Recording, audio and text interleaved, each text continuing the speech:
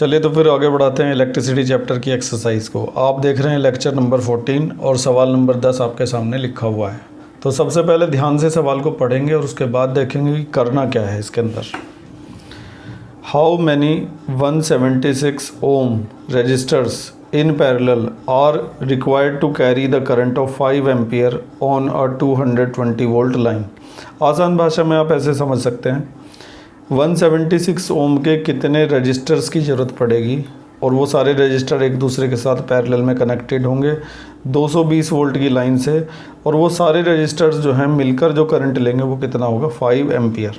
सवाल ये है कि कितने रजिस्टर्स चाहिए होंगे ऐसे ऐसे। तो मैं आपको ये जो सवाल है इसको समझाने के लिए एक डायग्राम यहाँ पे बनाता हूँ, उससे आप ज़्यादा बेहतर समझ पाएंगे। तो मैंने डायग्राम यहाँ पे बना दिया है। अब सवाल ये है कि ऐसे ऐसे जो आपको ये रजिस्टर जो दिख रहे हैं 176 ओम के, ऐसे ऐसे कितने रजिस्टर्स लगाए जाएं। अभी तो मैंने 4 लगा दिए हैं, लेकिन पता नहीं है हमें कितने लगाए जाएं, इसलिए मैंने यहाँ पे डैश डैश करके छोड़ दिया। इसमें और भी लग सकते हैं आगे जाके। तो ऐसे ऐसे कितने रजिस्टर्स लगाने पड़ेंगे ताकि ये सारे मिलकर इस बैटरी से, ये बैटरी कितने वोल्ट की है 220 वोल्ट की, और यहाँ से ये जो करंट लेंगे सारे मिलकर ये कितने एम्पियर का होगा 5 एम्पियर का होगा। ठीक है, तो सवाल शायद अब समझ में आ गया होगा। सवाल ये है कि ऐसे ऐसे कितने रजिस्टर लगाए जाएं एक दूसरे के साथ पैरेलल में ताकि ये सारे मिलकर 220 वोल्ट की बैटरी से 5 एम्पियर का करंट लें। तो हम मान लेते हैं कि ऐसे ऐसे जो रजिस्टर हमें लगाने पड़ेंगे उनकी संख्या होगी n। ठीक है, n मान लो, x मान लो, कुछ और मान लो। मैं यहाँ पे लिख देता हूँ इस लाइन को। तो मैंने यहाँ पे लिख दिया है कि let number of registers required be n। ठीक है, अब क्या हम करेंगे कि इस पूरे जो सर्किट का टोटल रेजिस्टेंस है उसको फाइंड करने की कोशिश करेंगे सबसे पहले। तो पूरे सर्किट का टोटल रेजिस्टेंस निकालने के लिए ये वाला फार्मूला लगेगा 1/R वाला, क्योंकि आप जानते हैं कि पैरेलल में जो जब जुड़े हुए होते हैं एक दूसरे से, तो जो फार्मूला लगता है पैरेलल के लिए वो यही होता है 1/R is equal to 1/R1 plus 1/R2 और प्लस 1/R3। लेकिन यहाँ पर एक प्रॉब्लम है कि हमें पता ही नहीं है कि ये है कितने।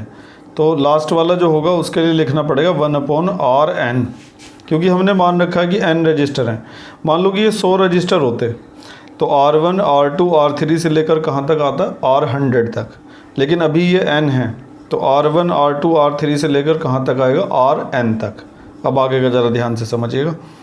1/R जो है वो तो ऐसे ही रहेगा, 1/R1 की जगह 176, R2 की जगह 176, R3 की जगह 176, और सबसे आखिरी वाला भी क्या होगा 1/176, क्योंकि ये सारे के सारे इक्वल हैं, सबकी वैल्यू 176 है। अब बड़े ध्यान से समझना होगा। अब एलसीएम लिया जाएगा, इन सब का एलसीएम आ जाएगा 176, ऊपर आएगा 1 + 1 + 1, कितनी बार आएगा जानते हो n बार। n बार क्यों आएगा? मान लो कि ये 100 रजिस्टर होते तो 1 100 बार आता, अगर ये 10 होते तो 1 जो है वो 10 बार आता। अभी ये कितने हैं यहाँ से यहाँ तक n रजिस्टर हैं, ये कितने रजिस्टर लगे हुए हैं n लगे हुए हैं, तो 1 कितनी बार आएगा n बार आएगा। अब 1/R ऐसे ही रहेगा, नीचे का 176 भी ऐसे ही रहेगा। अगर तुम 1 को n बार प्लस करोगे तो जानते हो कितना आएगा n आएगा। जो बच्चे इस चीज़ को नहीं समझ पाते वो यहाँ पे देखें, अगर हम 1 को 2 बार प्लस करते हैं तो 2 आता है। ऐसे ही अगर 1 को हम 10 बार प्लस करेंगे ऐसे तो कितना आएगा 10 आएगा। 1 को 100 बार प्लस करेंगे तो 100 आएगा। ऐसे ही 1 को जब n बार प्लस करेंगे तो क्या आएगा n आएगा। ठीक है, इसके बाद हम क्या करेंगे कि यहाँ से r की वैल्यू निकालेंगे तो रेसिप्रोकल करना पड़ेगा। r इज़ इक्वल टू आ जाएगा 176/n। ठीक है, ये r की वैल्यू आ चुकी है। अब इसके आगे का जो है अगले पेज पर ही चलेगा। तो अभी हमने क्या करा, इस पूरे सर्किट का जो टोटल रेजिस्टेंस होगा वो फाइंड आउट कर लिया है, वो होगा 176/n। अब देखो हमारे पास r भी आ चुका है, v हमारे पास पहले से ही है और i भी हमारे पास पहले से ही है। तो v, i और r जिस फार्मूले में होते हैं अब हम वो फार्मूला लगाने जा रहे हैं। तब तक तुम उस फार्मूले को याद कर लो। तो आपको वो फार्मूला याद आ गया होगा। वो फार्मूला होता है v is equal to I into R. ठीक है, v की जगह क्या रखेंगे 220, i की जगह क्या रखेंगे 5 और आर जो है ना वो अभी अभी फाइंड आउट किया है, कितना था आर 176 अपॉन एन, उसको भी रख दो। बेहतरीन क्वेश्चन आप देख रहे हैं और इसके जैसा भी एक और आने वाला है। अब हम क्या करेंगे, क्योंकि हमें तो n की वैल्यू निकालनी है तो n ऊपर चला जाएगा और ये नीचे चला जाएगा, तो n इज इक्वल टू आएगा 5 इंटू 176 अपॉन 220। इसके बाद कैंसिल करेंगे 11 से, 11 से 20 बार, 11 1 जा 11, 11 6 जा, ठीक है। अब 4 से हो जाएगा 4 5 जा 4 4 जा, 5 से 5 कैंसिल, तो n की वैल्यू कितनी आ गई 4 आ गई। इसका मतलब जो रजिस्टर्स हमें लगाने पड़ेंगे 176 ओम के, वो कितने लगाने पड़ेंगे, 4 लगाने पड़ेंगे। तो मैंने क्या है ना, इसे तुम ये समझ लो कि तुक्का समझ लो या फिर मेरा एक्सपीरियंस समझ लो कि मैंने पहले से ही 4 लगा रखे हैं, ठीक है। तो तुक्का नहीं होता, एक्सपीरियंस होता है, क्योंकि बहुत बार मैं ये सवाल पहले भी करके दिखा चुका हूँ। तो इस बेहतरीन सवाल को एक बार फिर से समझते हैं। और मैं ये बताना भूल गया कि ये जो क्वेश्चन है ना, ये 2014 में आया था बोर्ड के पेपर में, ठीक है। फिर से समझते हैं पूरे सवाल को। सवाल ये था कि 176 ओम के कितने रजिस्टर लगाए जाएंगे एक दूसरे के साथ पैरेलल में, ताकि वो सब मिलकर 5 एम्पियर का करंट लें 220 वोल्ट की लाइन से। तो हमने माना कि हमें पता तो था नहीं कि कितने लगेंगे, तो हमने 2-4 लगाने के बाद उसके बाद उनको डैश डैश करके छोड़ दिया, ठीक है। उसके बाद हमने क्या किया, उसके बाद हमने जो है ना टोटल रेजिस्टेंस निकाला 1/R का फार्मूला लगा के, 1/R1 1/R2, पता तो था नहीं कितने हैं तो RN लिख दिया सबसे आखिरी वाले को, ये तो पता था कि n है, ठीक है।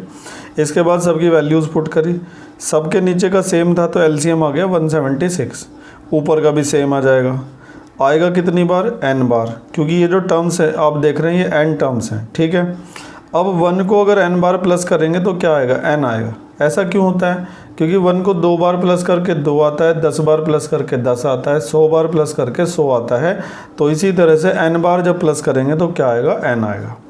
इसके बाद r की वैल्यू निकालने के लिए इसको क्या करना पड़ता है, रेसिप्रोकल करना पड़ता है। बहुत बार कर चुके हैं इससे पहले।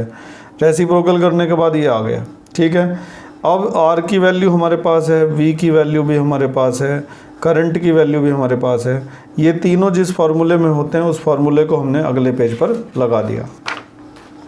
तो फार्मूला लगाया अगले पेज पर, v = IR, उसमें सारी वैल्यूज़ पुट करी और बड़ी आसानी से पता चला कि ऐसे ऐसे 4 रजिस्टर लगाने पड़ेंगे। एंड में लिख देता हूँ मैं, एंड में मैंने ये लाइन लिख दी है। तो मैंने आपको अच्छी तरह से ये सवाल समझा दिया है। अगर फिर भी कोई कमी रह गई है तो अभी एक और सवाल इस तरह का आने वाला है, इसी लेक्चर में मिलेगा, उसको ध्यान से देखिएगा। बढ़ते हैं आगे, चलिए घर। तो अब क्वेश्चन नंबर 11 है हमारे सामने लिखा हुआ। ऐसा सवाल हम पहले भी कर चुके हैं, बुक में जब अंदर चैप्टर पढ़ रहे थे तब ऐसा सवाल हमारे सामने आया था और तब भी मैंने आपको ये दिखाया था। Show how would you connect the 3 registers of each 6 ohm. 6 ohm के हमारे पास कितने रजिस्टर्स हैं, 3 रजिस्टर्स हैं। हम उनको किस तरह से कनेक्ट करें, so that the combination has the resistance of 9 ohm and 4 ohm. 3 register हैं, तीनों 6-6 ओम के हैं। मैं यहाँ पे बना देता हूँ। तो यहाँ पे मैंने तीनों रजिस्टर्स को बना दिया है। अब ये जो 3 रजिस्टर आप देख रहे हैं इनको इस तरह से कनेक्ट करना है कि तीनों मिलकर एक बार तो 9 ओम का टोटल रेजिस्टेंस देंगे और एक बार ये तीनों मिलकर 4 ओम का टोटल रेजिस्टेंस देंगे। तो इनको यहाँ पे फेयर करने से पहले ना रफ में हिट एंड ट्रायल मेथड इनके लिए इस्तेमाल करना पड़ता है। एक रफ पेज लेंगे और उस पर इनको कनेक्ट कर करके देखेंगे कि कब 9 ओम आ रहा है और कब 4 ओम आ रहा है। तो ले लेते हैं एक रफ पेपर। तो ये हमने एक रफ पेपर ले लिया है यहाँ पे। तो हमारे पास 3 रजिस्टर हैं 6 ओम के, दूसरा भी 6 ओम का है। तो हमने क्या करा ना, 2 6 ओम वालों को तो एक दूसरे के साथ पैरेलल में कर दिया, तीसरे को भी इनके साथ पैरेलल में ही कर देते हैं और देखते हैं कि क्या आता है। जब तीनों एक दूसरे के साथ पैरेलल में लगे होंगे तो टोटल रेजिस्टेंस 1/R आएगा, 1/6 + 1/6 + 1/6, 6 LCM आ गया, ऊपर 3 आ जाएगा, 1 + 1 और 1/2 आ जाएगा।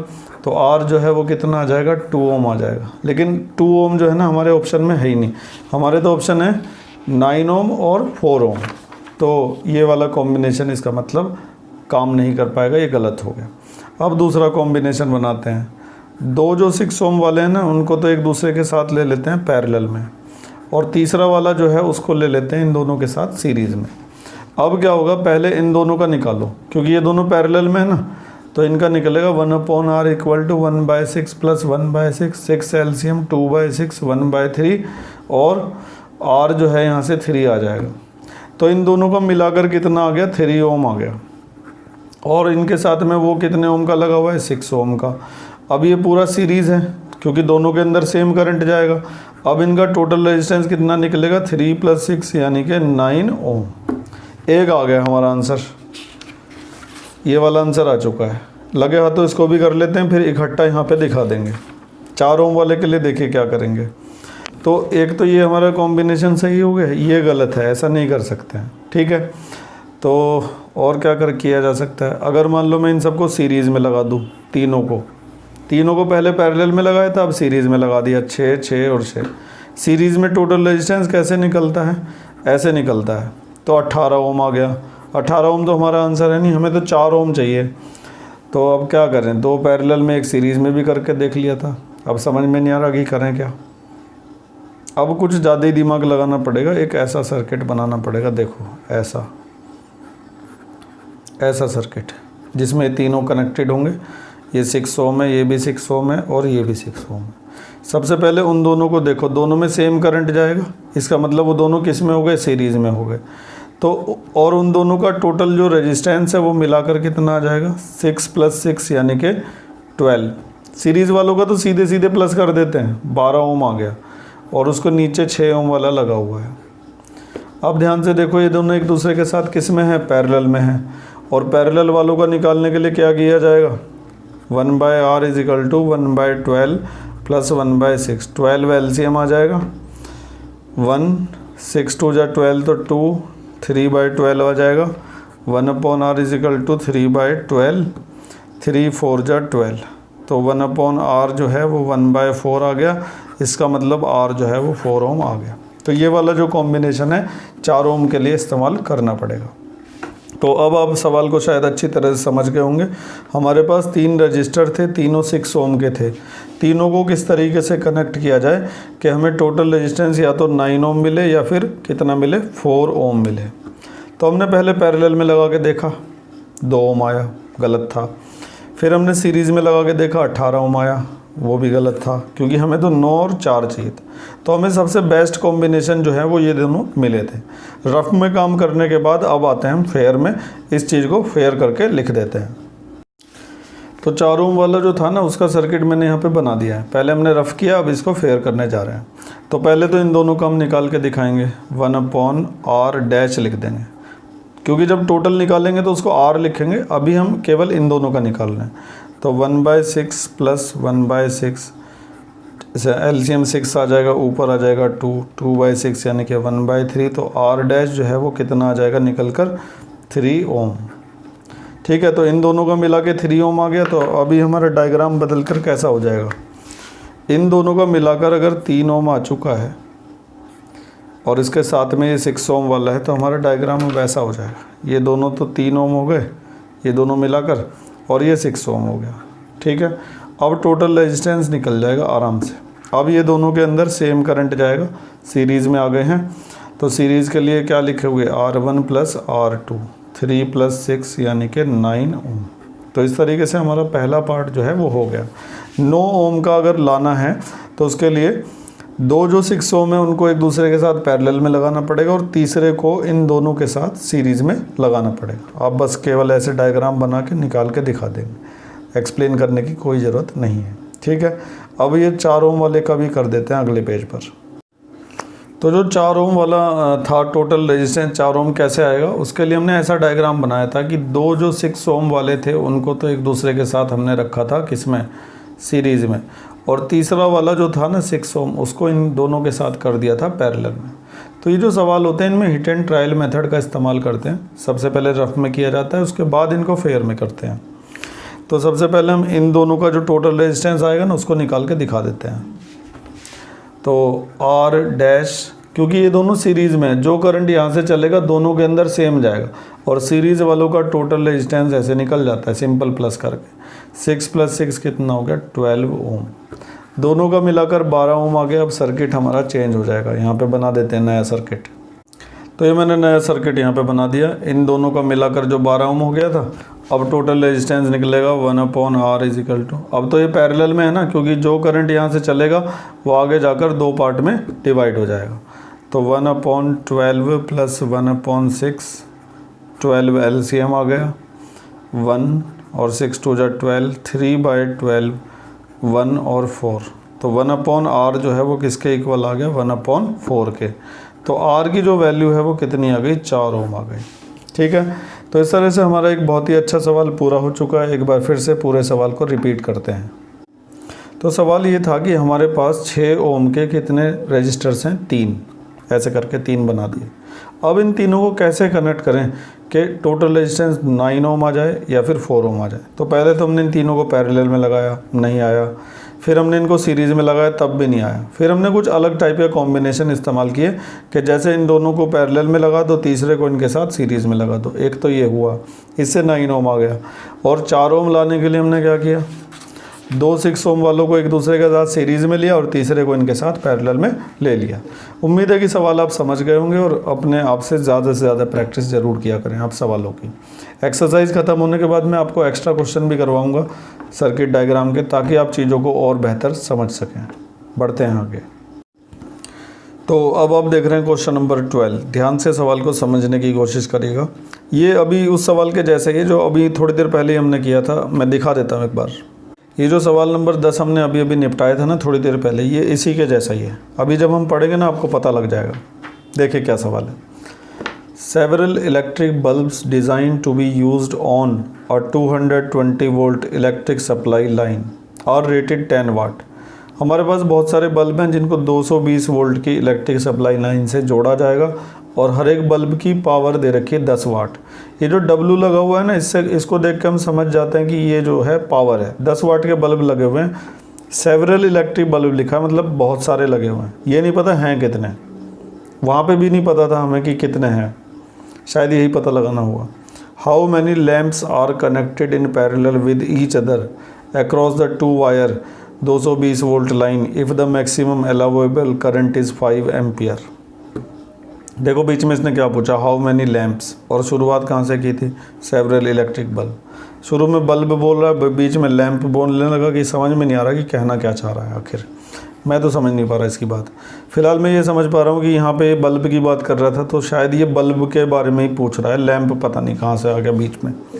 तो खैर, बल्ब जिस लाइन से जुड़े हुए हैं वो 220 वोल्ट की लाइन है। हर एक बल्ब की पावर 10 वाट है और जो करंट वो सारे बल्ब ले रहे हैं मिलकर वो कितना है, 5 एम्पियर। ठीक है, यहाँ पे लिखा हुआ है maximum allowable current is 5 ampere. और सारे बल्ब किस में कनेक्टेड हैं, एक दूसरे के साथ पैरेलल में। ठीक है, तो सबसे पहले हम इन बल्ब का ना एक डायग्राम बनाते हैं। अभी भी हमें पता नहीं है कि कितने बल्ब हैं, लेकिन इतना पता है सारे 10 वाट के हैं और सारे एक दूसरे के साथ पैरेलल में जुड़ेंगे, 5 एम्पियर का करंट लेंगे और 220 वोल्ट की सप्लाई लाइन से वो जुड़े हुए हैं। तो डायग्राम बनाते हैं ताकि चीज़ों को अच्छी तरह से समझा जा सके।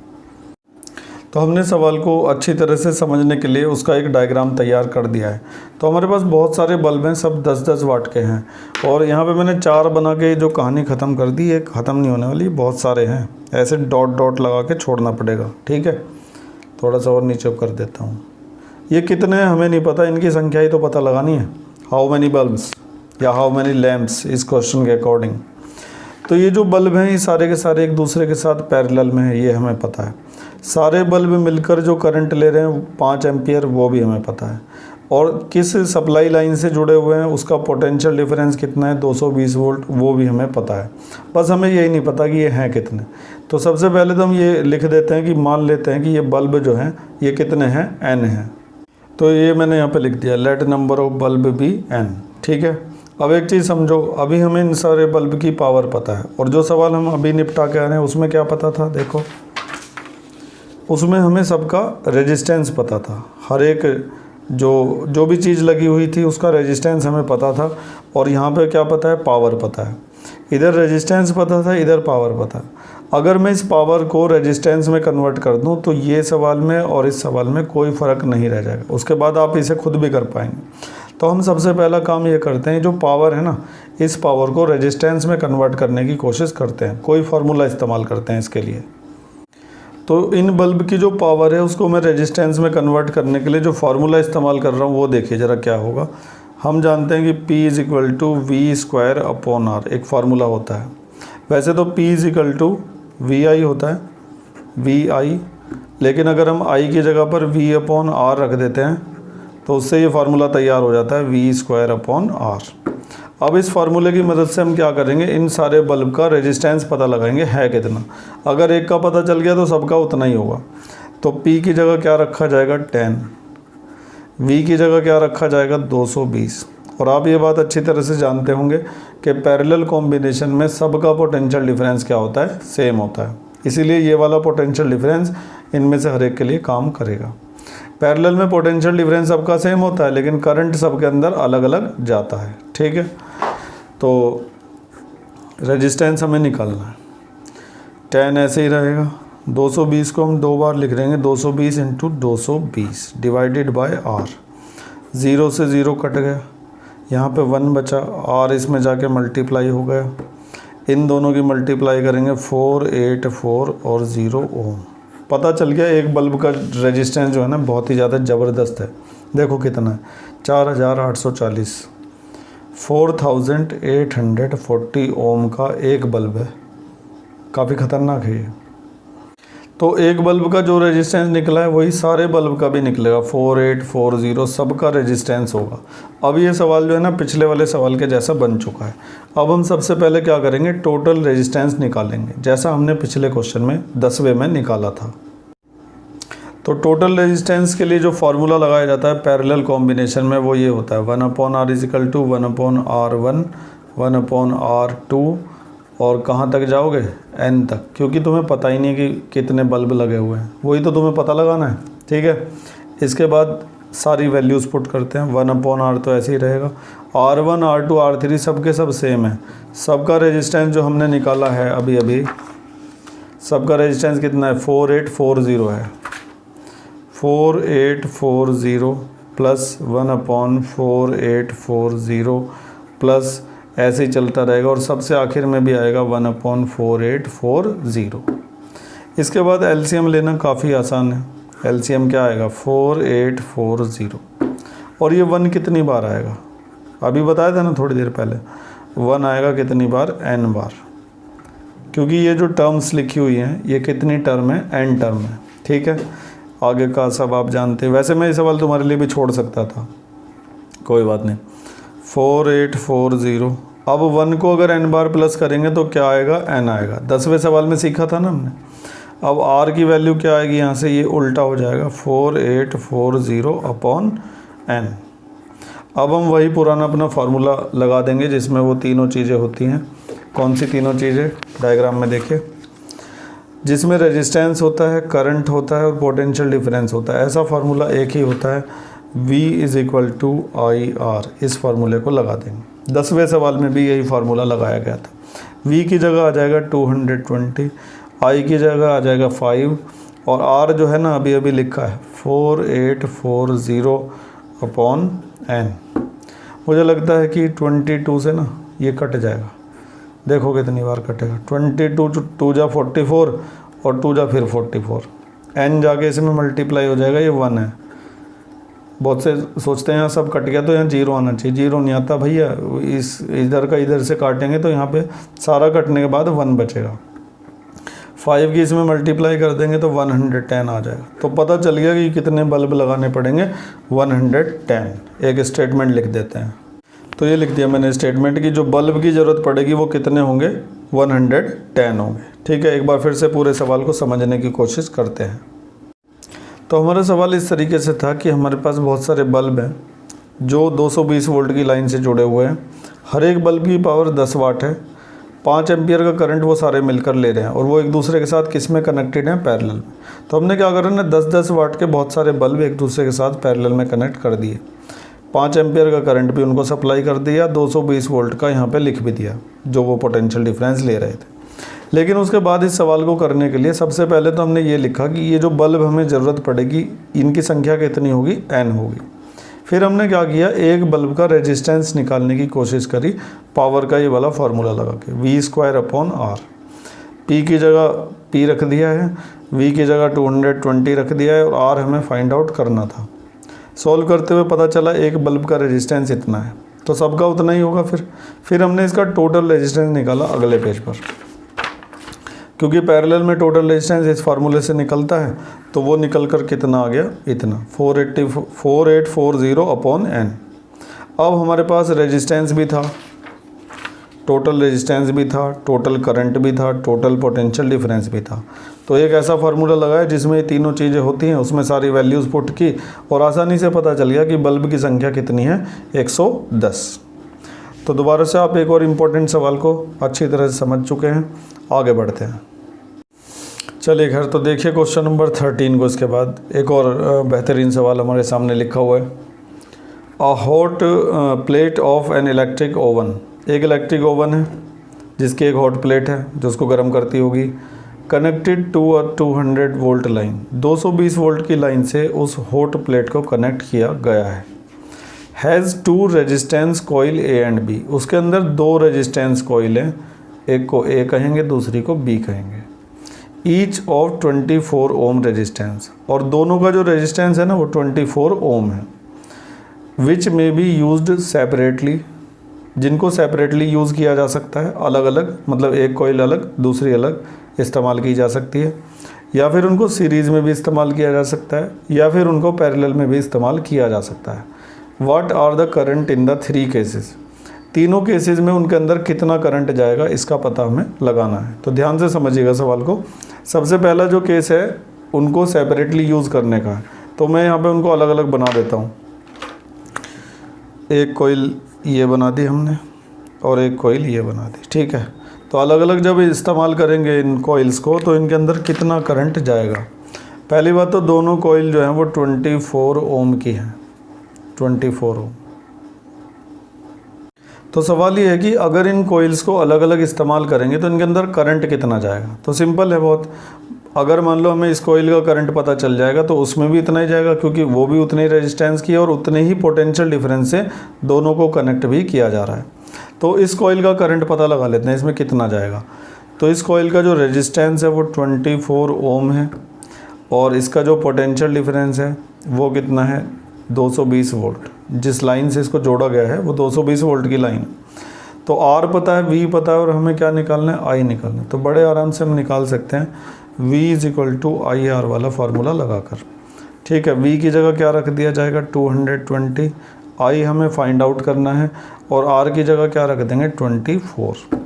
फिर ये डिवाइड में चला जाएगा, या फिर तो हम ये ना सीधे सीधे ही काट देते हैं यहीं पे।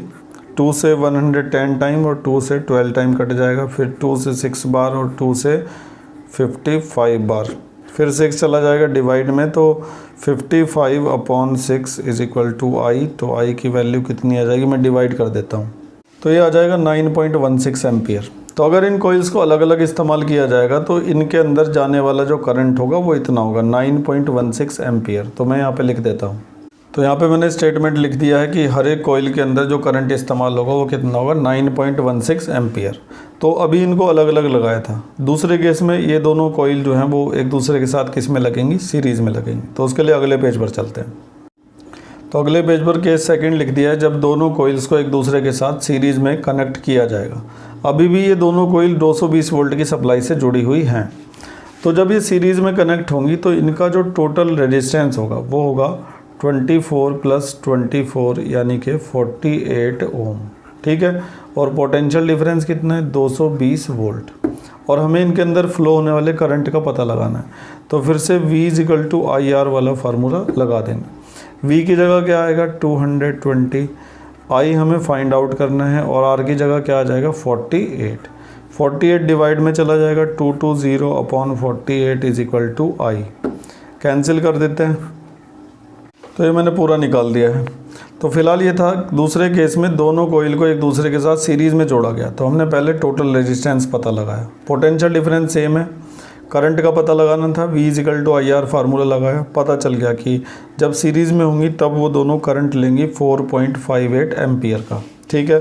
अब इन दोनों कोइल को एक दूसरे के साथ पैरेलल में जोड़ा जा रहा है और हम अच्छी तरह से जानते हैं कि जब पैरेलल में जोड़ा जाएगा तो ये कम करंट लेंगी, सॉरी मैंने गलत बोल दिया कि पैरेलल में तो टोटल रेजिस्टेंस कम हो जाता है, लेकिन करंट कम नहीं होता, करंट तो और उल्टा बढ़ जाता है। ठीक है, तो अभी हम इनका जब रेजिस्टेंस निकाल लेंगे पैरेलल कॉम्बिनेशन में, तो वो इस वाले रेजिस्टेंस से 48 से क्या आएगा, कम आएगा, लेकिन करंट कम नहीं आएगा, करंट तो और ज़्यादा आएगा।